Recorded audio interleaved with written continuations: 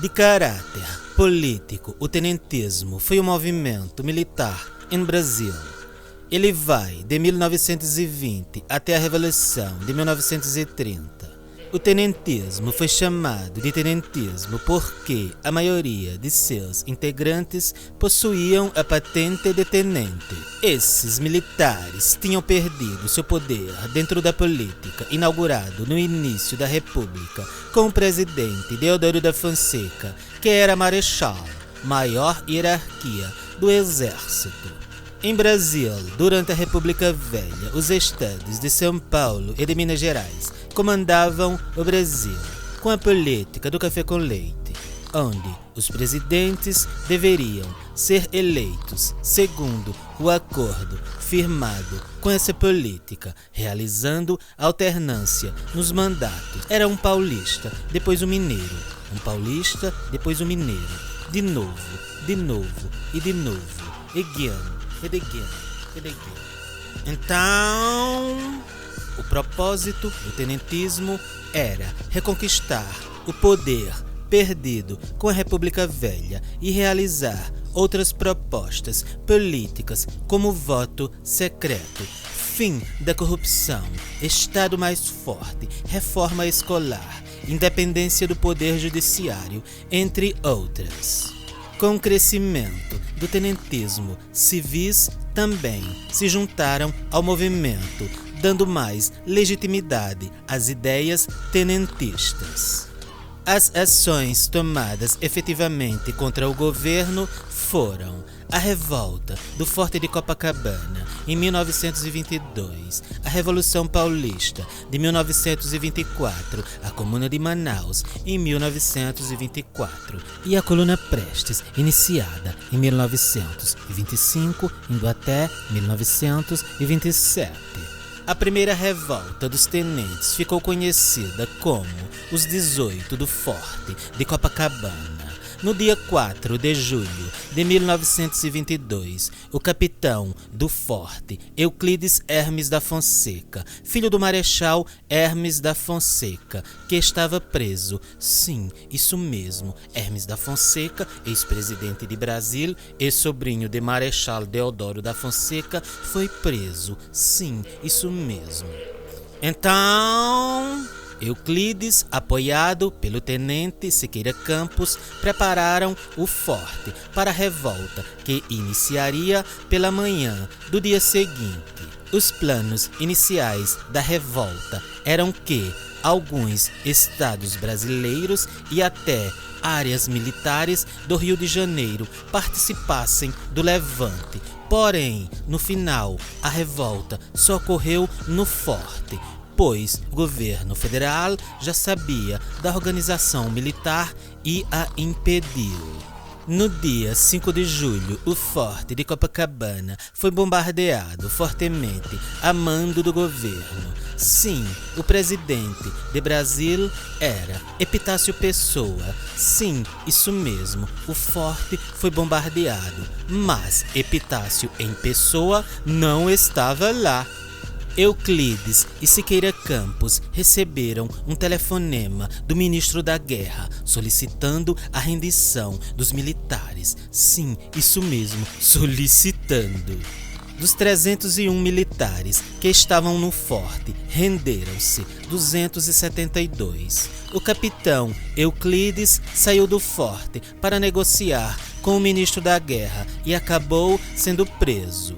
Os que permaneceram no forte sob o comando do tenente Siqueira Campos não bombardearam a cidade, como era o plano inicial, mas saíram em marcha pela Avenida Atlântica. Porém, alguns militares abandonaram a revolta e restando apenas 17 militares. Mas aos revoltosos juntou-se o civil Otávio Correia, amigo de Siqueira Campos. Assim foram os 18 do Forte de Copacabana.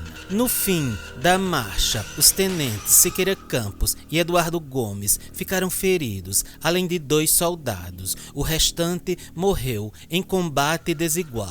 Sim, eram 4.000 homens do exército contra apenas 18. Não obtendo êxito, essa foi a primeira ação articulada contra a República Velha. Mas, após essa revolta, iniciaram-se outros movimentos com a mesma ideologia que veremos agora. Sim, veremos agora. A segunda revolta tenentista foi a Revolução Paulista, que começou em 5 de julho, referência à revolta do Forte de Copacabana. O principal objetivo da Revolta Paulista era derrubar o governo de Arthur Bernardes. Para os revoltosos era necessário fazer reformas na República, como o voto secreto, mudanças no ensino público, moralização da política e destituição do presidente. Os tenentistas não viam com bons olhos a liderança civil à frente do governo e defendiam a retomada do poder político pelos militares. O principal líder da Revolta Paulista foi o general Isidoro Dias Lopes, alcunhado de Marechal da Revolução. Desde o ano anterior à eclosão da revolta, ele articulava apoio de outros estados em um movimento armado contra o governo de Arthur Bernardes. Outras lideranças, como Eduardo Gomes e Juarez Távoras, que haviam participado dos 18 do Forte em Copacabana, também participaram da Revolução Paulista.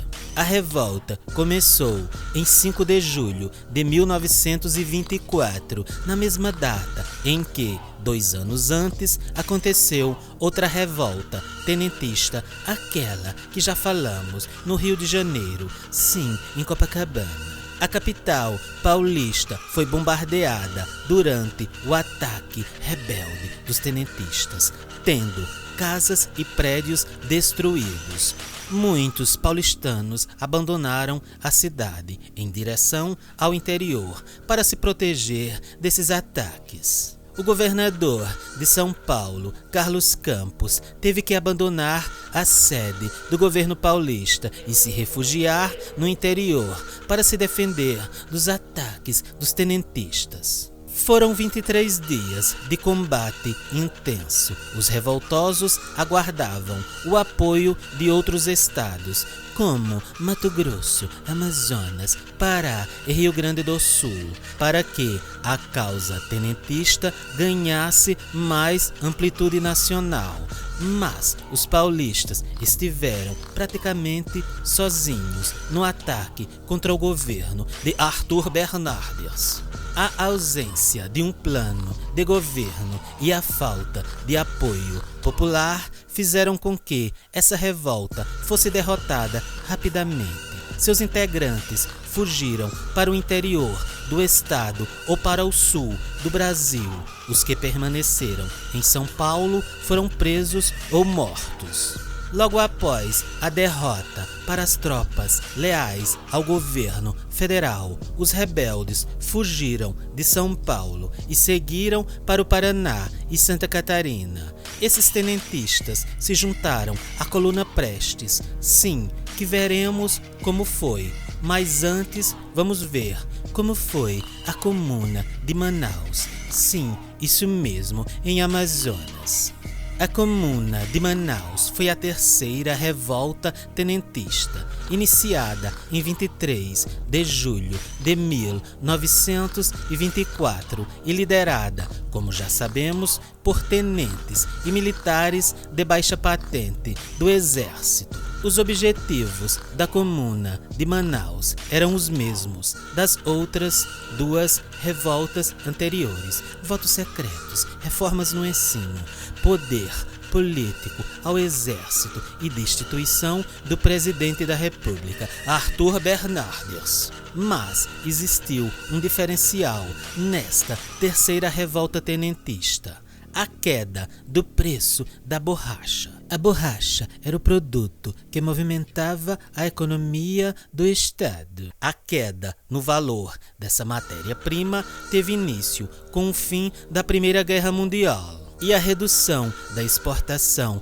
de borracha teve impacto direto na vida dos amazonenses. Desemprego e miséria eram os agravantes dessa crise de produção. Então, a guarnição, liderada pelo tenente Alfredo Augusto Ribeiro Júnior, em 23 de julho de 1924, aproveitou a viagem do governador César do Rego Monteiro para a Europa e invadiu o Palácio Rio Negro. Logo depois, os integrantes do exército, fiéis ao governo, bloquearam as estações de telégrafos e telefone, isolando completamente a cidade de Manaus. A revolta, que teve início na capital de Amazonas e espalhou-se para outras regiões do estado, a exemplo dos municípios do Pará, Alenquer, Santarém e Óbidos, e depois seguiu para o Maranhão,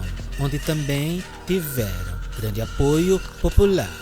De 23 de julho a 28 de agosto, a comuna de Manaus conseguiu chamar atenção para suas demandas políticas e atos contra as práticas adotadas na República Velha. Mas, em 26 de agosto, as tropas do general João de Deus Barreto chegaram para acabar com o movimento. Como já sabia da forte aprovação popular, o comandante do exército resolveu cercar a capital do Amazonas e ameaçou bombardeá-la. Para evitar mais repressão, os tenentistas decidiram se entregar.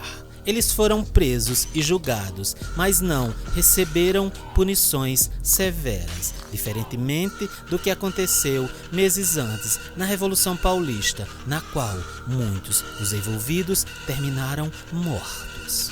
A Coluna Prestes foi o quarto movimento tenentista e sua diferença para as outras revoltas foi porque ela foi a mais longa, com a duração de 2 anos, e seu objetivo era realizar um levante da população contra o governo de Arthur Bernardes.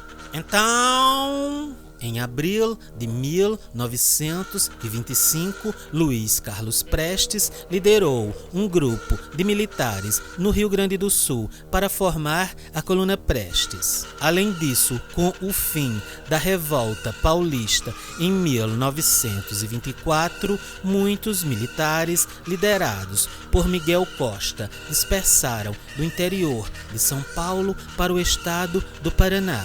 Assim, encontraram com Prestes, que vinha da cidade de Alegrete, no estado do Rio Grande do Sul.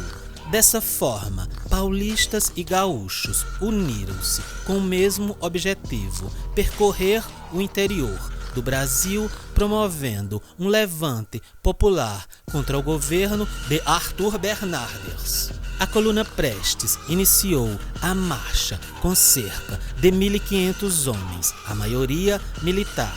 Contudo, civis e mulheres adotaram o levante. O movimento percorreu aproximadamente 25.000 quilômetros e passou por 11 estados do Brasil. Por onde passaram, os integrantes da Coluna Prestes informavam a população sobre as ações do governo e a situação social do Brasil, e apontavam suas propostas para melhorar o cenário político e social do Brasil.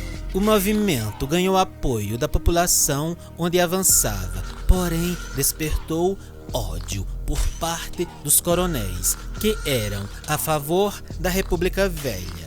Apesar disso, não ocorreu registro de conflito significante entre os coronéis e os integrantes da Coluna Prestes. Como o objetivo desse movimento era mais idealista, levantar a população contra o governo, do que provocar uma guerra civil, realizar bombardeios e luta armada, talvez poderia repetir o desfecho insatisfatório da Revolução Paulista de 1924, onde a cidade de São Paulo ficou sobre destroços e a Revolução não obteve êxito. No ano de 1927, os participantes da Coluna Prestes estavam cansados de perseguições do governo e o tempo que a marcha perdurava já faziam 2 anos.